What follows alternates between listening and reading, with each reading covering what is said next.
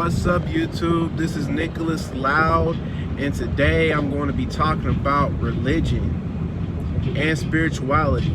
So, what is the difference between religion and spirituality? Okay, the difference between a religion and a spirituality is a religion is you have to go to church every Saturday or Sunday, whenever you go to church, and you got to follow these set of rules usually assigned to you by men.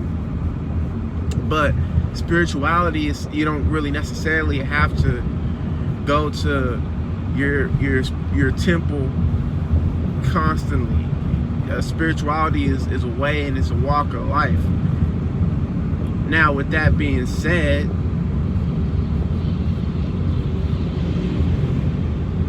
I'm going to get into the main subject of this video. Is religion psychological?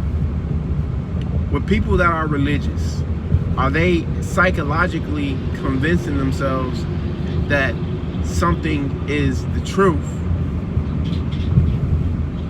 Something is the truth of the matter when there is proof scientifically and archaeologically and historically, there's proof that their religious belief is false, yet they psychologically convince themselves that this is real.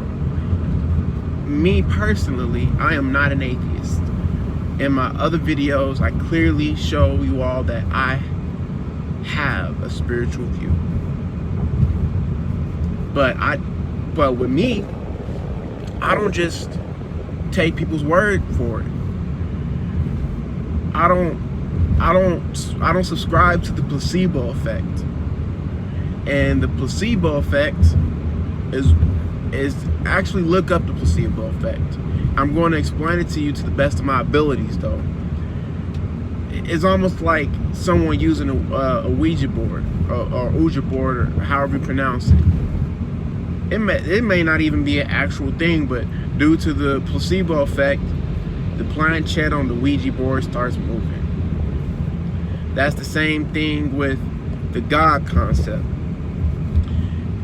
Although I do believe in God, but even if God didn't exist, so much people has basically said God is in fact existent, making it to where basically it almost like God does exist. And like I said, I'm not saying God doesn't exist. I'm just giving you an example of how the placebo effect may work.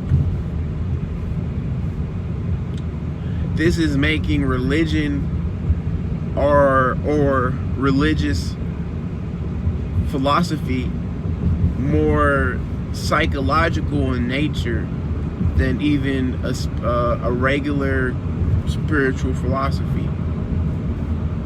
Just like in my video where that's called Debunking the Jews. Actually, I may link it down below so you all can review that. Basically, I'm saying that it is impossible for the ancient Egyptians to have enslaved the Jews due to the fact that their culture doesn't even come into play according to historical documents that I've read from pretty credible sources, people that have doctorates in their studies, such as Muata Ashby. Read some of his book. He clearly explains the different periods of Egypt, and also he basically says that the pyramids was built in the pre-dynastic periods of Egypt. The Abrahamic faith doesn't even come into the latter day periods of Egypt. So when you're reading the Bible, a man-made book, this book is not inspired by the Most High. It is a man-made book But with that being said, with us realizing that it's a man-made book, people have psychologically convinced themselves that this is not a man-made book. They have psychologically convinced themselves. And I believe this book I'm referring to, the Bible, was written by multiple different men. But anyways,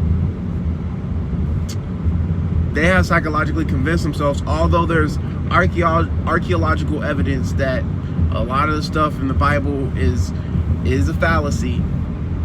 They convince themselves that this is fact. This is fact without even batting an eye.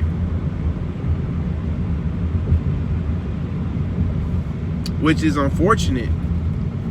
And I pity people for not doing their research. Because it's sad. It's really sad when somebody, because I know there's one guy, and I still have more and more research. I have a lifetime of research ahead of me, but I know there's one guy. He's like, oh, the so-called African Americans that is in America were actually Hebrew Israelites, and that's all fine and dandy, like, but you need to give me some type, you need to give me more information on this, because when people out here trying to, at least if I present information to somebody, I actually give credible sources to look into and stuff. I don't just say things off the side of my neck and stuff. So I was going to say, you know what? I was going to say something else. I was going to point something else out. So I have a lot of juicy information. I was saying that I referred to the black Hebrew Israelites. Oh yeah, so I don't know if I mentioned this in another video, but look up, I don't want to make this video too long either, so look up the Hyksos people. I may have mentioned this in another video, but look up the Hyksos people. These are the Semitic people, the Semitic tribe. If you read the book, The Hierarchy, I forget the author of The Hierarchy, but if you read that book, it basically says that the ancient Egyptians they did accept people into their society they were called the Semitic people. They accepted them in at the end of the day as indentured servants, that's not good neither. But we need to, people that are interested in these topics, I feel like we all need to do more research to come to a better understanding. But again, I said I'm not going to make this video. I'm not about to make this video up to 10 minutes. So this is Nicholas Lau with Political Facts and Opinions, signing off.